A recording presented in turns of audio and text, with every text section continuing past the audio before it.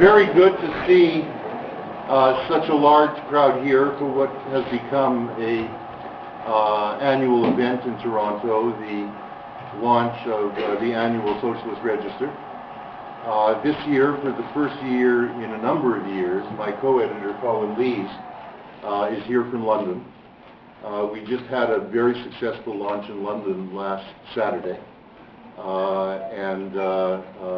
It's very good, as I said, to see so many people here. This year's volume, in case you haven't picked up your copy yet, is entitled Global Flashpoints, Reactions to Imperialism and Neoliberalism, or is it Neoliberalism and Imperialism? I forget which order those came in. It was a difficult volume to put together. It's a very large volume, one of the largest volumes in a number of years of the Register. I want to thank Alan Zugi, who's here tonight, who is the Register's editorial assistant, who always does a tremendous job.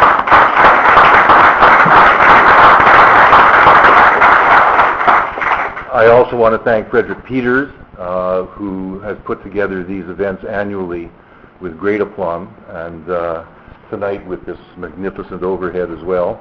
There was nothing as fancy in London yesterday. And generally, I want to thank the editorial collective, who gave us great input and great support. Obviously, putting together this kind of a volume, and you'll notice, I hope, that the authors are primarily from the regions that the essays are on. And putting this together was, in that sense, a challenge. Aijaz Ahmad played a very, very helpful role in helping us identify the themes and the authors for the first portion of the volume, which is on Islamic politics. And you'll notice that the articles, the 7 or 8 articles on Latin America, are primarily written by people in Latin America. And that too involved a lot of support work from our collective, above all Octavio Baron, in identifying people and in themes, and also in the translations. In conceiving this volume, Colin and I were very conscious of the fact that when the Register began back in 1964, it had as its subtitle, and it had that subtitle for a number of years, a survey of movements and ideas. And the political topography that referred to at the time was fairly clear. It was the parties of the working class movement, the communist and social democratic and socialist parties of that movement. It was the national liberation movements, which had either already been successful or were in the process of being successful in the 1960s. It was the new social movements that were arising, the student movement, the women's movement, the civil rights movement, very much in flower at that time. Today, some 40 years on, some 40 decades on, it's much more difficult to identify the political topography of what that refers to when you're speaking a survey of left movements and even left ideas. And what we attempted to do with this volume was look at the reactions to neoliberalism and imperialism that have erupted in this decade, and to focus on the major regions in particular where that was taking place, and those two regions above all, although we didn't limit the volume to that, were the Middle East and Latin America. And what we wanted to do with the essays in this volume was to take a very sober look at what they amounted to in terms of the possibilities of not only screwing up neoliberalism, imperialism, not only resisting it, but offering some prospect for progressive and even transformative change. And in that sense, you'll find as you read the volume that the essays are very sober in this respect. Not only sober with regard to what political Islam stands for in that sense and amounts to in that sense, but also very sober in terms of what's taking place in Latin America. How generalized the struggle is there or not, and the extent to which it promises new political movements of a transformative kind. In addition to that, the volume also has 3 essays, apart from those 2 regions, which are very interesting and very important, on France, on the range of resistances there, which in a sense have come to an end with the Sarkozy moment, although one sees a renewal of struggle, especially from the labor movement at the moment. An essay called Counter-Revolution in the Counter-Revolution on Eastern Europe. The reaction from the right to neoliberalism that above all has emerged there most graphically in Hungary. And an essay on the imperial heartland itself, on the eruption of the Latino migrant workers' protests, above all the enormous May Day demonstration on 2006. The volume ends with a symposium on neoliberalism, an analytic symposium on neoliberalism, organized to some extent around the theme of what is the difference between a Marxian and a Keynesian critique of neoliberalism, but also analyzing, and above all Greg Albo does this, the relationship between what Albo calls neoliberalism and the dispossessed. So that's the framework of the volume. Tonight we have organized the evening around 2 panels. One that focuses on imperialism, political Islam, and especially in that respect on Iraq. And for that we have Aijaz Ahmad and Sabah Alnasseri here. And the second panel was to be a panel of 3 of our authors. Raghu Krishnan, who is here, Greg Albo, who is somewhere in transit because of delays in Air Canada flights from Vienna to Toronto, and Dick Roman, one of the co-authors of the essay on Mexico, the Oaxaca Commune, who is ill with a flu and has lost his voice. So Raghu will be carrying the load on that panel. Just to very briefly introduce Sabah and Aijaz, and then Colin will introduce Raghu and that panel. Torontonians are very fortunate that this is the base of, and I'm sure many of you know this, an important media initiative of the left, Independent World Television, which the former producer of Counterspin and Face Off, Paul Jay, is putting together. And it's meant to be a global, initially English language, but global television and video network that's also available on the internet, which has already been launched via the website of The Real News, which is offering trenchant, progressive and alternative analysis to what one normally gets in the media, above all in the television media.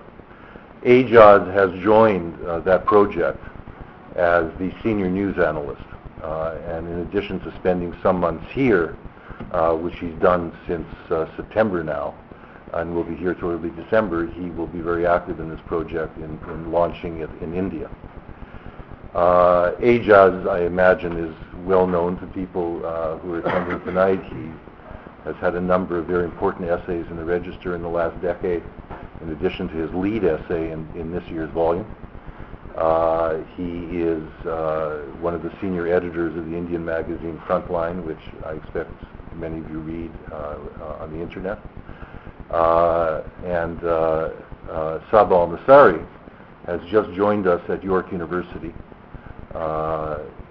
Sabah is an Iraqi who I guess was one of the exiles of Saddam Hussein. spent some 2 decades in Europe and especially in Germany, and has written a great deal and is well known on the German left. In a sense, this piece in the Register is Sabah's coming out party to the English-speaking world, and it's a remarkable, really truly remarkable analysis that he has written, a very, very unique and important one. So without further ado, we'll organize tonight with this discussion first with Aijaz and Sabah. We'll hopefully have a little time for discussion. Aijaz has to leave after this panel. We'll then take a brief break, and those of you who haven't bought copies of the Register can go do so. And then we'll come back for the second panel. Afterwards, I hope you'll all join us at the GSU pub next door, where we normally have a little bit of a party afterwards. So, Aijaz, please.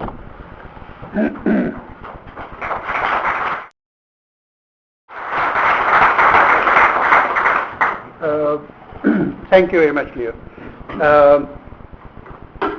I'll try to speak as briefly as possible because I would like very much for us to have as much discussion as time allows.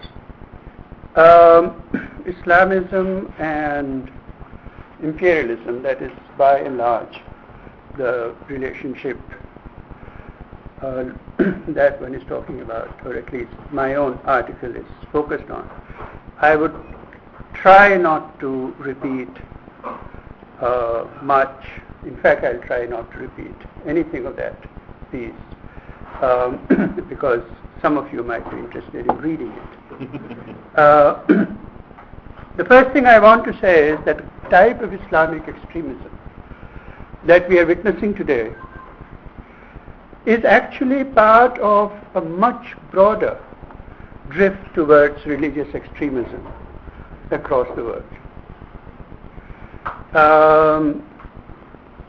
And what is very striking about it is that chronologically, these things have happened roughly at the same time. Whether you're talking of Hindu far-right, proto-fascist, massive proto-fascist movement in India, led by the RSS, or you're talking of evangelical and other extreme right-wing Christian movements in the United States, or you're talking about this extraordinary partnership that is now developing between far-right Christianity and far-right Zionism. But this is a fairly widespread global phenomenon. And as you look back, you find that, if you were to go back, let's say to the 60s, something that I thought about when you were saying that when we said survey of ideas and movements, we meant something quite different in the kind of ideas and movements that now dominate. You will find that in the 60s and 70s, when Socialist Register was making its mark in that whole area, Hindu far-right communal fascism was a very marginal element in Indian politics. Islamic extremism of the sort that we now have did not exist in Pakistan at all. Zero. But even right-wing Islamic parties could never garner more than 3 or 4% of the vote. They were again extremely marginal elements, laughable. Evangelical Christianity and other right-wing Christian movements in this country made their mark in partnership with the American state in the period of Reagan. And since then, that relationship between the American state and right-wing Christianity has, of course, become much deeper, and so on. That's one point I wanted to make, that it is this phenomenon at the broadest scale, when you think about it, is part of a global drift towards right-wing extremism in general, including religious extremism in various forms. It has to do, I think, structurally, historically speaking, with the rise and fall of the left. It is the part of the contest between imperialism on the one hand and what Hobsbawm felicitously calls the Enlightenment left, of which I think the anti-colonial and anti-imperialist movements of the Third World were integrally a part, as was left-wing social democracy, communism, and so on. It is those massive defeats which are part of the story, or part of what makes this story happen, in my view. It is part of the shift from the politics of equality to the politics of difference, politics of ethnicity as against politics of class, politics of particularity as against politics of universalism. Those are the broad parameters within which this particular phenomenon arises. That's one point I want to make. The opposite point, or rather dialectically opposite point that I want to make is that every country gets the Islam that it deserves, or Islamic fascism that it deserves. No country, no two countries get the same Islamic extremism. So you're not dealing with some kind of worldwide Islamic conspiratorial Islamic extremism, which has some centralized command somewhere or something of that kind. And not only countries, regions, sects, high degree of particularity. So when you're actually talking about what is going on today in Iraq or Pakistan or Iran or this or that, you have to be very, very careful about the particular history, because each of these extremisms is a product of regional, national, local politics. And you want to be extremely empirically careful as to who is doing what.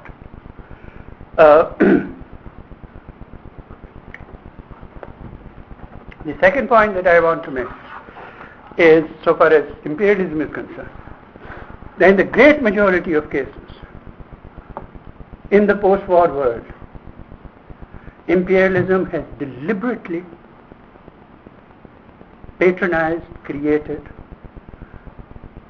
funded, armed these Islamist movements. Not all of them. Not all of them. But in country after country, with the Truman Doctrine,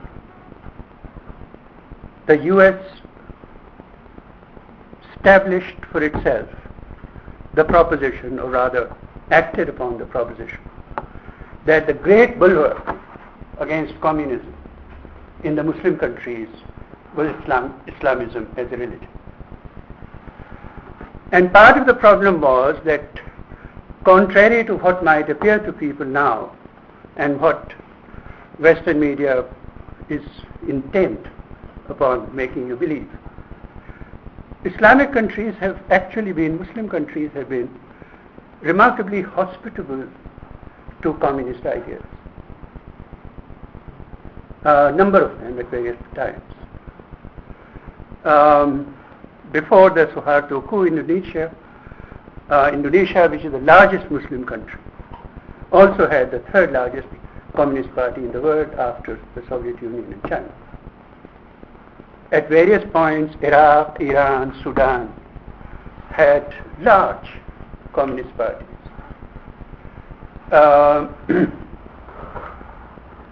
In Afghanistan, there was a communist takeover in 1978. I won't go into the details. If you want to discuss that with me, I'd be delighted to do it. And it is in order to contain that Afghan communist government that the Islamic Mujahideen were organized by the CIA. It was not to fight something called the Soviet invasion. Mr. Brzezinski writes again and again with great pride that he went to Carter and said, this is what I want to do, to entice the Soviet Union into Afghanistan and then give them their Vietnam. This was not a response to Soviet intervention. It was designed to bring about a Soviet intervention, which in the fullness of time became a full-scale invasion. Now, several points. At some level, what happened in Afghanistan was the beginning of what we are now facing, bringing together of Islamic extremists from all over the Muslim world, arming them, training them, teaching them how to move funds, billions of dollars worth invested in them, and giving them a kind of cohesion and a kind of fighting capacity which they never had. These little groups that existed in different countries autonomously first find their cohesion under the guidance, not just guidance. They are the creation of the CIA and etc., the US military. And in that sense, the dynamic that we are seeing today, in that the Afghan Jihad, as the Americans organized it, was a founding moment. But the reason why they were able to collect these numbers of people, we don't know how many. Estimates go from 40,000 to 100,000 Islamic extremists recruited by the CIA, brought into northwestern Pakistan, organized into this interventionist force in Afghanistan. We don't know the exact numbers. Part of the reason why this was possible so very quickly is that the networks already existed. The CIA knew where to find them. The CIA was in touch with great many forces through whom these people had been organized.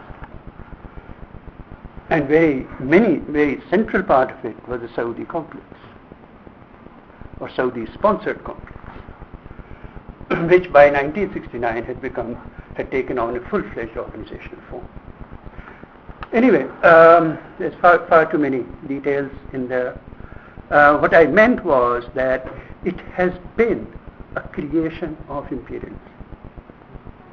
And that takes me to another broad generality.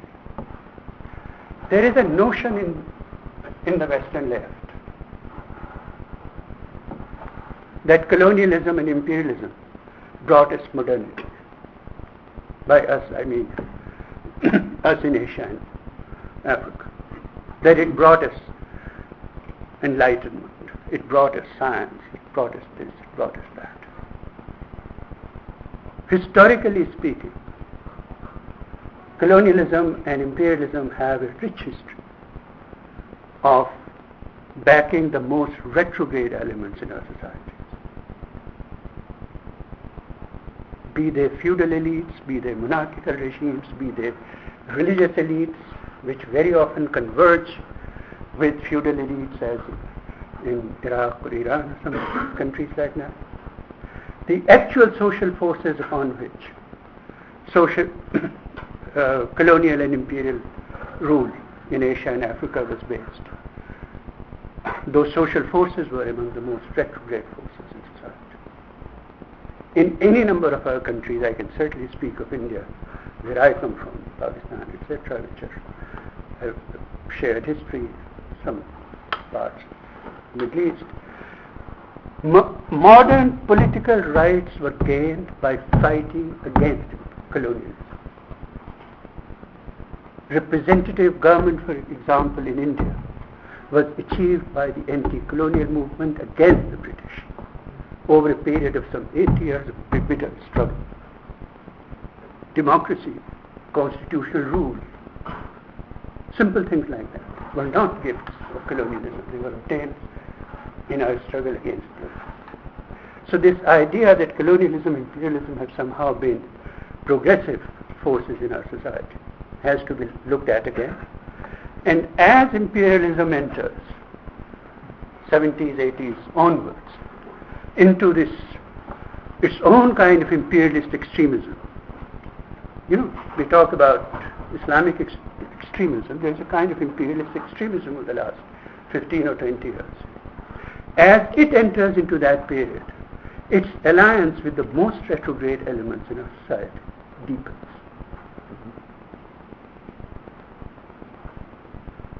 When they go to Iraq,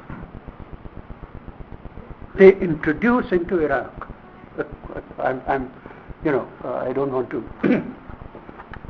preempt what I'm sure Sabah will talk about at some length. They preempt in Iraq the possibility of a democratic, secular outcome. 3 weeks before Americans invaded in Iraq, I published an article in Frontline saying that Americans are going to bring a gift not only of occupation but also communalization. It was clear to anybody who was watching what they were going to do. Sectarianism, communalism, religious extremism, that is what they were planning to bring. This is not to say that these are creations and fabrications of imperialism.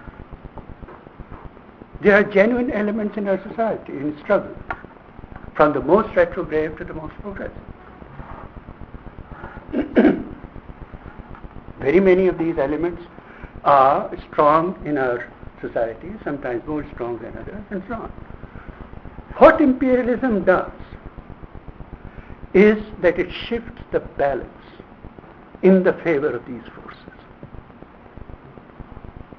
Classic case of Iran. Had they not brought back the Shah, restored him to the throne,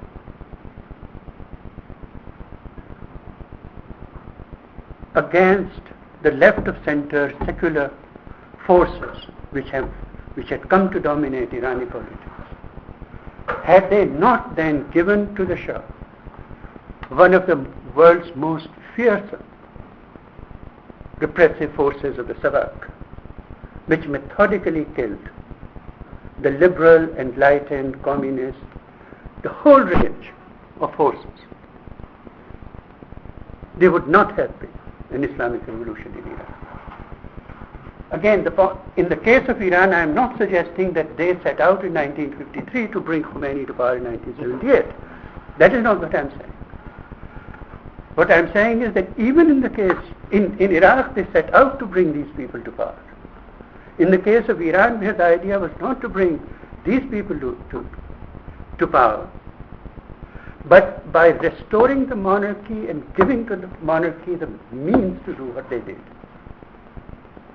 they created a new kind of political field in which the clerical institution was the only large-scale organized institution left.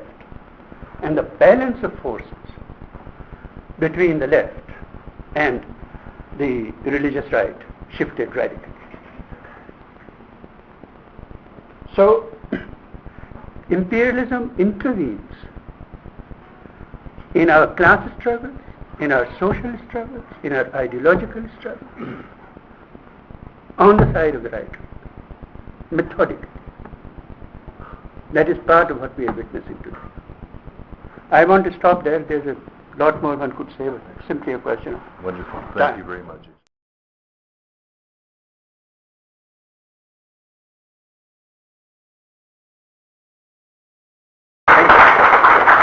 Sabah. Yeah, great.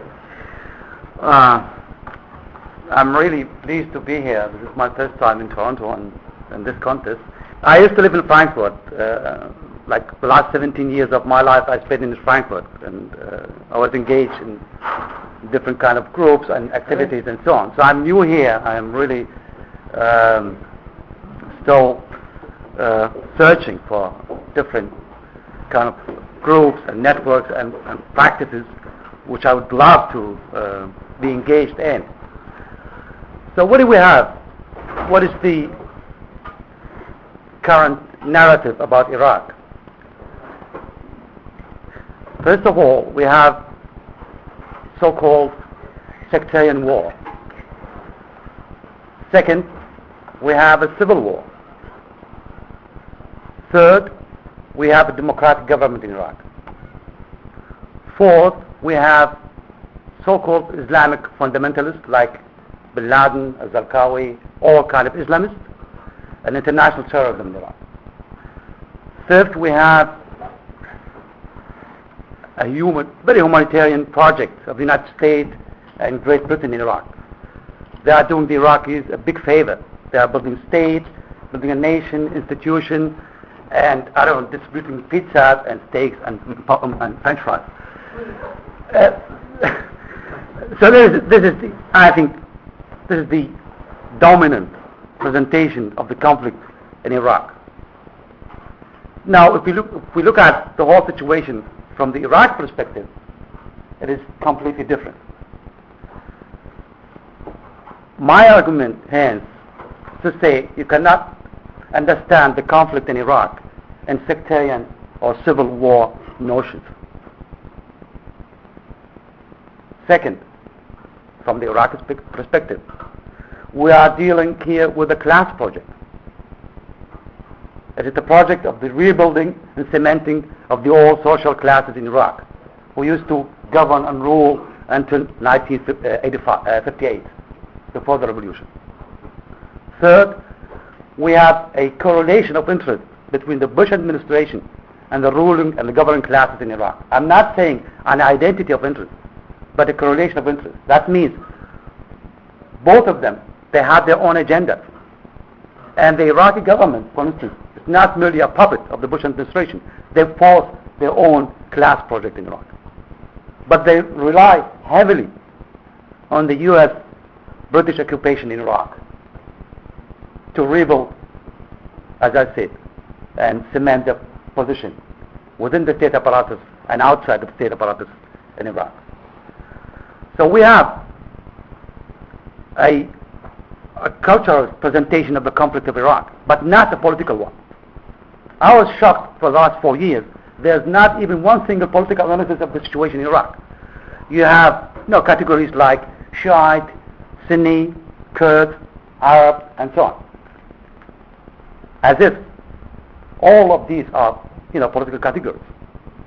By the way, if you don't know what is a Shiite, you are looking at one. I am a Shiite, born in Iraq, okay?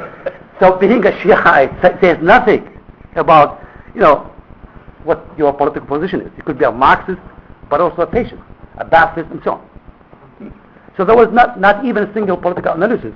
By the way, not only here in Europe, but also within Iraq or within the Middle East, which is not surprising, of course.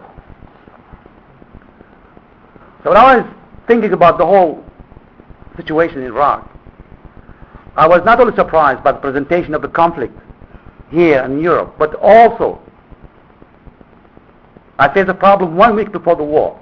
I was invited in Frankfurt for a conference with part of the Iraqi exile opposition from the Democratic Party of Kurdistan of Barzani, the Patriotic Union of Kurdistan of Talabani, representatives of the Communist Party of Iraq, etc. And I was there. And all of them argued in a way as if they didn't have any political practice in the last 20 or 30 years.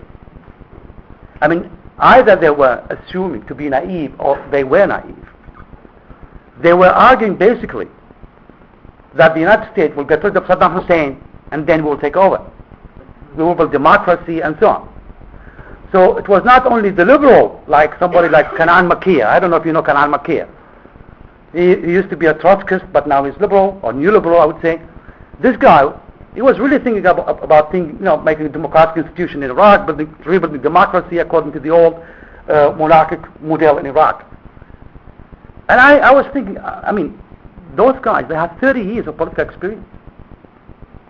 And when I was arguing against this, I'm saying, we will have a conflict situation with all these kind of atrocities. We will have a situation which will create the basis and the grounds for all kind of violence and terror and destruction, etc. Everything but democracy.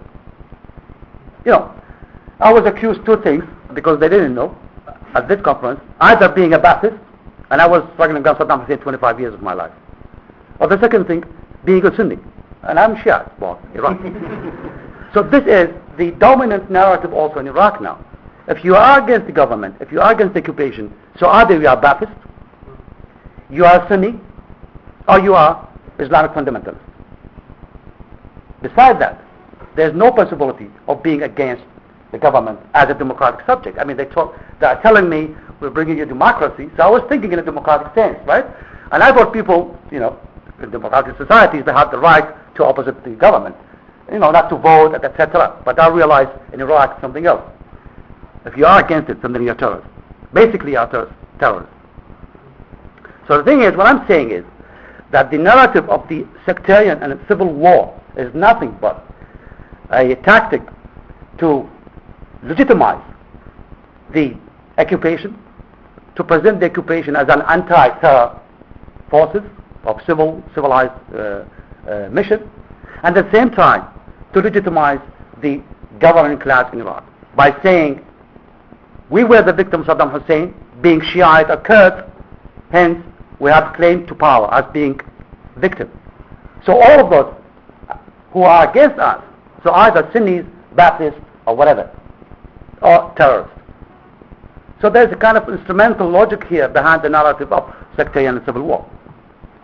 My argument is to say that violence and terror in Iraq is not a collateral issue. Terror and violence come from the interior of the state itself. If we look at the political forces in Iraq now, if we look at the governing parties in Iraq now, we will see that all of them, the Kurdish parties as well as the Shiite political parties, are organized around the so-called militia or paramilitary groups. So the militias are not a security issue. You cannot dissolve the militia and integrate them within the security apparatus of the state, and you get rid of them. And you have a new army, new police, etc. The militia are the political form of organization of these parties. And since the new state is nothing but the general parties of the ruling governing class, that means if you dissolve the militias and paramilitary groups in Iraq, you will dissolve these parties, and hence you will dissolve the state.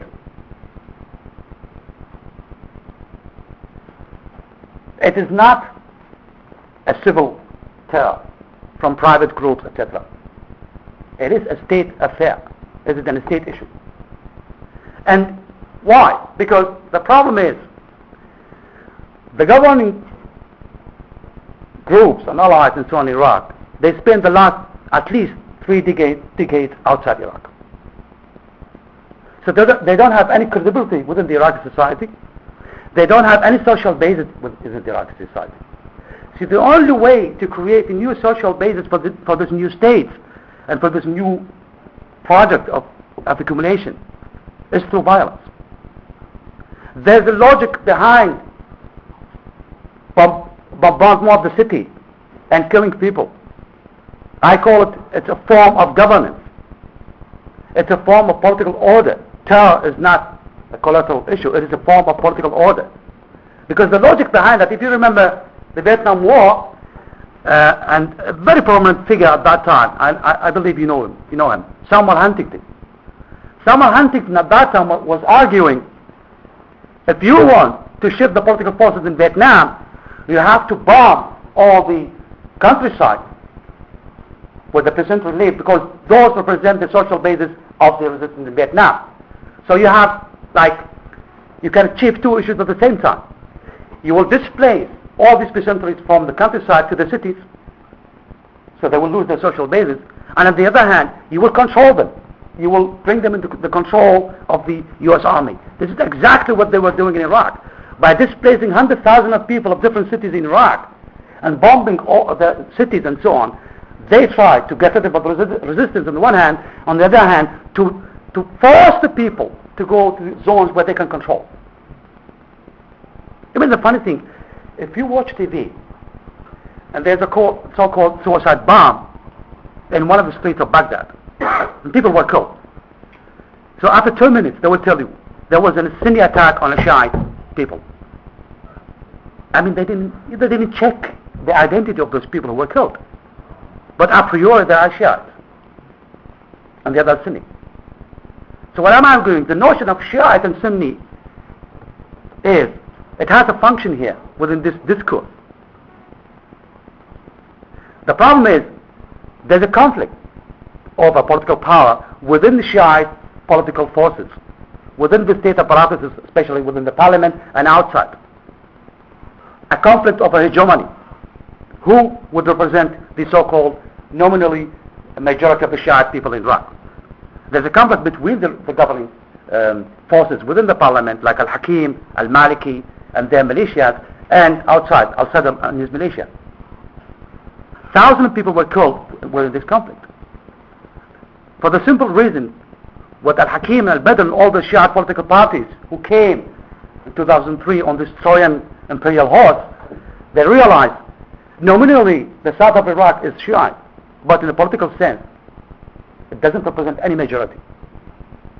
So each one of these forces tries to claim to be the representative of Shiite communities in Iraq by killing people. So the notion of sectarian war is nothing but an internal conflict of a political power within the governing class, and not between different sects or different ethnic in Iraq.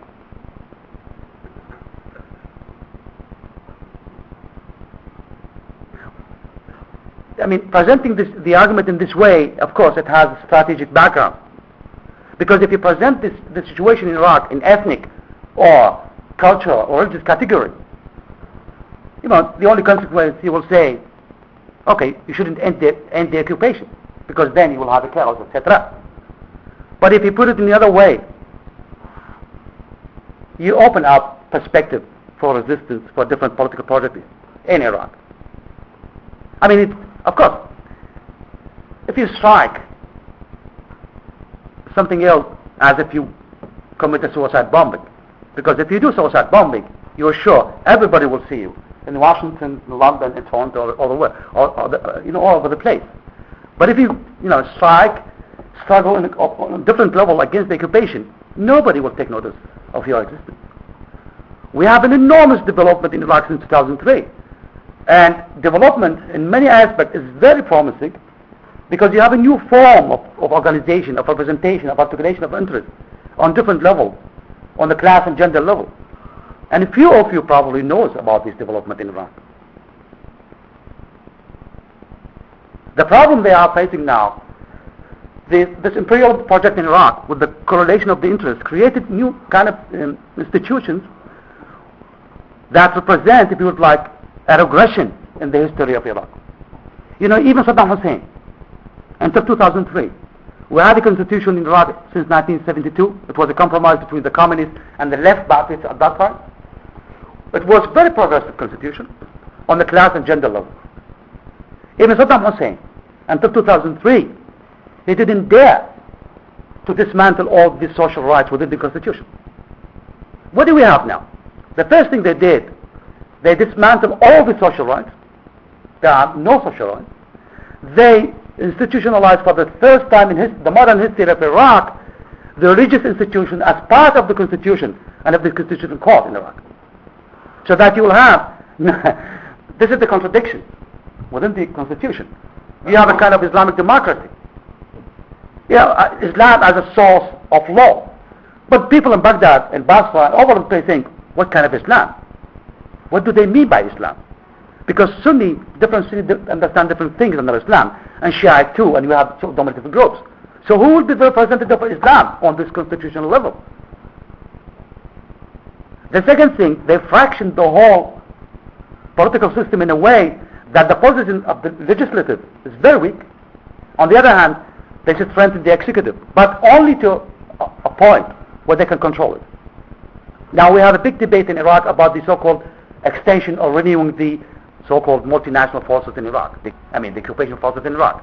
Because the Iraqi government has to, every year in December, they send like a letter to the Security Council to renew these troops in Iraq.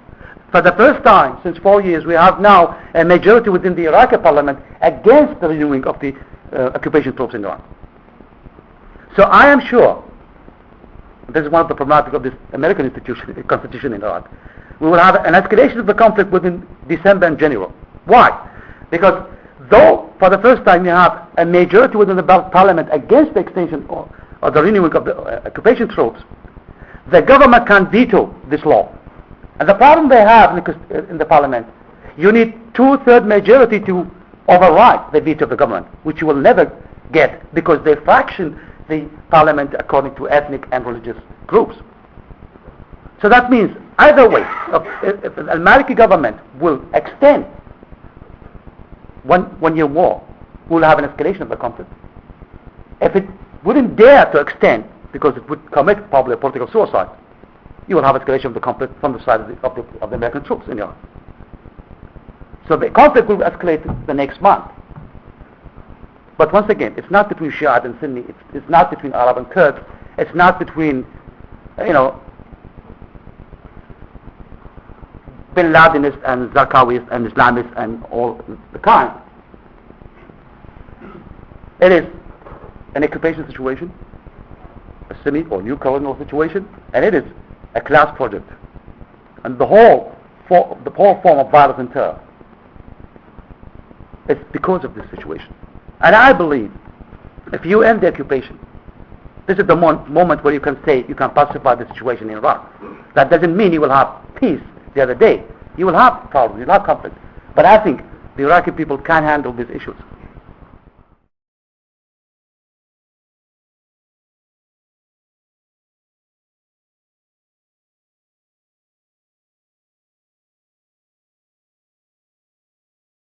Okay, Sabah, do you want to go first? Okay. If you look at the current ruling class in Iraq, and you look at their intellectual representatives in Iraq, you will see that most of them, they used to rule and govern Iraq until 1958. If you take names like Al-Hakim, Al-Chalabi, Barazani, whatever, that is the old ruling class in Iraq. What I was trying to say is, the mystification, I'm not saying that ethnicity, culture, etc. are irrelevant. I'm not saying this. I'm talking about the presentation of the conflict as if it is about ethnicity and culture and religion. If you look at the current discourse in Iraq, what they are saying? They are saying that until 2003, not only during the Republic, from 1958 until 2003, but even before that, under the British colonialism, etc., the Shiite and the Kurds were repressed and oppressed, and the ruling and governing class in Iraq was Sunni Arab. So that was, what I was trying to do in my paper is to show that actually until 1958, not Shiite and Kurds were oppressed, but the subaltern classes.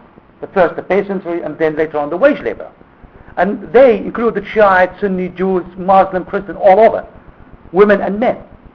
So not ethnic or cultural or religious group were oppressed at that time. And actually, until 1958, the ruling class in Iraq was majorly from the Kurdish and the Shiite clans, not the Sunni.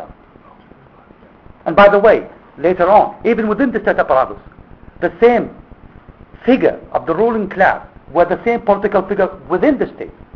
Now you have the same thing. You have Barazani, for instance, Hakim, Talabani, etc. as statesmen.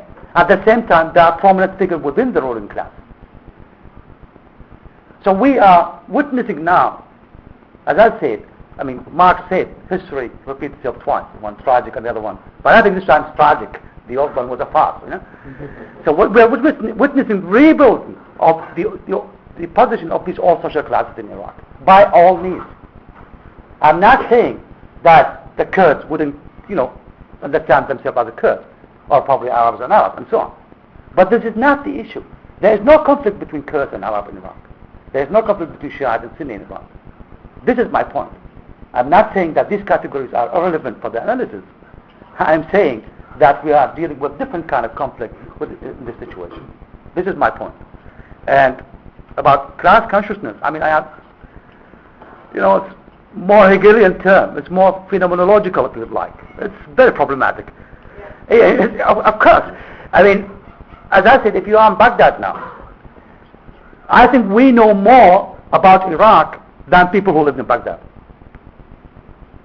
They created a situation where they fractioned and fragmented, the political, cultural, infrastructural space, where people cannot communicate in a free way. The most of the time, they spend their time home. If they have electricity, they watch TV. They will be indoctrinated by the TVs of the ruling class in Iraq. So there's no way to create a new situation where you can, open up new spaces and mobilize people, etc. That's why I'm saying the precondition or the condition of existence of a new project is to end the occupation.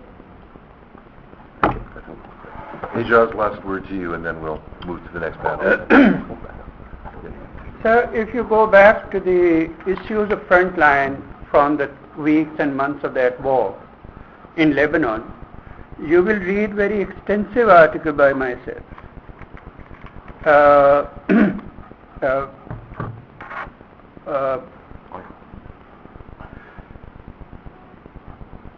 Describing Hezbollah as,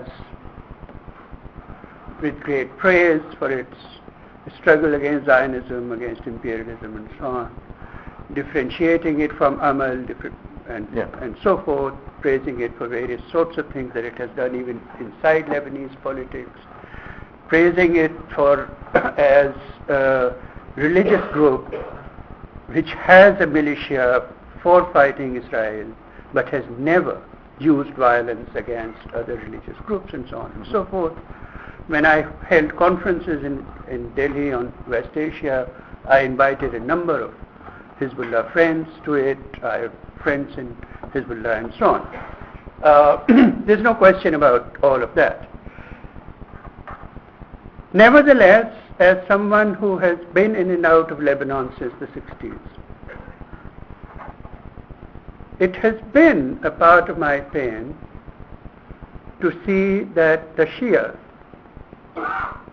peasantry in particular of southern Lebanon, but also of the dispossessed in Beirut, who were the mass base of the communist and other progressive secular forces, have now come to a point where, with the defeat of that entire left of Lebanon, of that generation, they must be represented by Hezbollah. It's part of the tragedy. That is not to take away at all from the great glorious struggle that Hezbollah has led against Israel. But it is part of that thing that I was saying, that the defeat of those kinds of forces have brought forth different kinds of things. And very beginning I said that when, aside from these generalities, you have to attend to the precise histories, the very break that created Hezbollah from Ahmad. At the same time, Hezbollah is also a class project. I could go into that. I don't want to go into that here because of lack of time. And I would say that even more strongly about the Ikhwan al-Muslimun, the Muslim Brotherhood of Egypt, which is on one hand the parent organization of the Jamaat Islamiyah, both in Egypt and those kinds of forces across the Arab world, which has had all kinds of patronage from the most retrograde regimes in there. Its opposition to Mubarak regime, I entirely endorse. I also fear the day when it comes to power. So I'll differentiate between Hezbollah and the Muslim Brotherhood of Egypt. I would much more happily endorse the project of Hezbollah with great reservations about very many of its social programs, of its I mean, I often refuse. Twice it has happened to me that I have actually refused to go to certain places in Beirut because of the way they treat women.